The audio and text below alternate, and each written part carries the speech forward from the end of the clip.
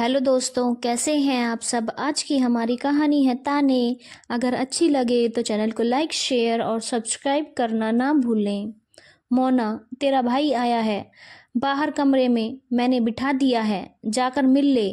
मैं सोने जा रही हूँ और मुझे आवाज मत लगाना। मुंह बनाते हुए माया जी अपने कमरे में चली गई। अच्छा, भैया आ गए। मोना ये सुनकर बहुत खुश हुई।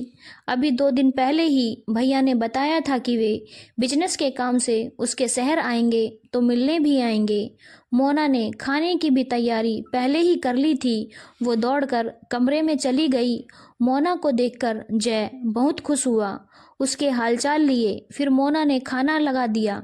तभी जय बोला, कुंवर साहब आते तो हम साथ में खा लेते। जय भैया, वो तो रात को देर से आएंगे और आपकी ट्रेन जल्दी की है, आप खा लीजिए। मैं उनसे आपकी बात फ़ोन पर करा दूंगी। जय ने जब खाना खाया और वो जाने लगा, तब तक भी मोना की सास कमरे से बाहर नहीं आई। मोना समझ गई थी कि भैया का आना उन्हें अच्छा नहीं लगता है। अभी उनके अपने भाई आए होते तो वो खातिरदारी में ही व्यस्त रहती। माया जी शाम की दिया बाती के लिए कमरे से निकली। तब जय रवाना हो ही रहा था। समधन जी, इस बार तो कुंवर साहब से मिलना ही नहीं हुआ। अगले महीने आऊँगा तो ज़रूर मिलूँगा। आप उनसे मेरी ओर से नमस्ते कह दीजिएगा। जय जी, आप अगले महीने फिर से आएंगे। क्या इस शहर में होटल नहीं है जो आप हर बार बहन के यहाँ रुक जाते हैं? बहन दान में देकर बहन के घर का खाते हुए आपको शर्म नहीं आती है? माया जी के मुंह से ये सुनकर जय हक्का बक्का रह गया। वही मोना को भी बहुत ही बुरा लगा। उसने तुरंत कहा, मम्मी जी, पता नहीं किस जमाने में जी रही हैं आप। मैं कोई दान देने वाली चीज नहीं हूँ जो मुझे दान दे दिया और फिर मायके वाले मेरे घर का पानी भी नहीं पी सकते हैं। सासू माँ, आजकल जमाना बदल गया है। ये पहले के जमाने की ही सोच थी कि जब बहन बेटी के घर का पानी भी नहीं पीते थे तब लड़कियों को इंसान ही कहाँ समझा जाता था। उन्हें कोई मर्जी भी नहीं पूछी जाती थी।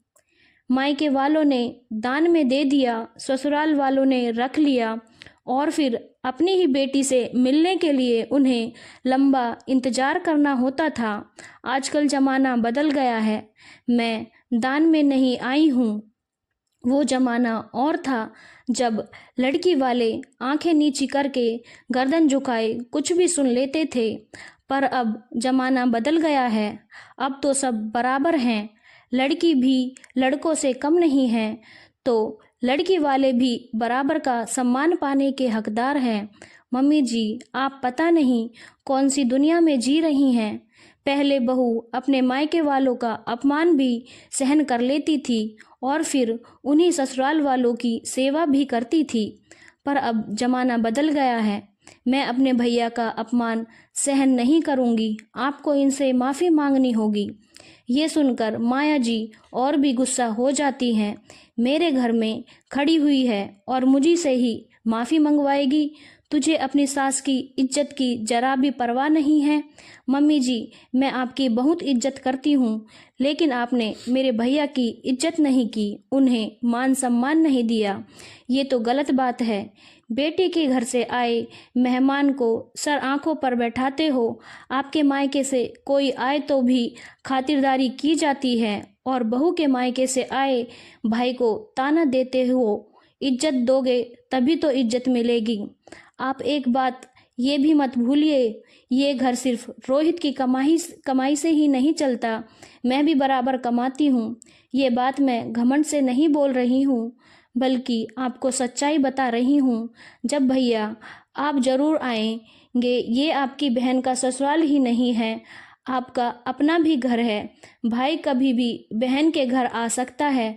आप नहीं आओगे तो मैं समझूंगी आप भी उन्हीं पुरानी दकियानूसी बातों को मानते हैं। आपने आना छोड़ दिया तो आपकी बहन की बातों का तो कोई मोल ही नहीं रह जाएगा। मेरी सास ने आपसे माफ़ी तो नहीं मांगी, पर उन्होंने ये भी तो कहा है कि आगे से ऐसा नहीं होगा। ये कहते कहते मोना की आंखें भर आईं। ठीक है, तू अपने आंसू पोंछ ले, मैं अगले महीने ज़रूर आऊँगा और तेरे हाथ की बिरयानी खाकर जाऊँगा। ये सुनकर मोना के चेहरे पर मुस्कान आ गई। धन्यवाद दोस्तों। अगर आपको कहानी अच्छी लगी हो तो चैनल को लाइक, शेयर और सब्सक्राइब करना ना भूलें।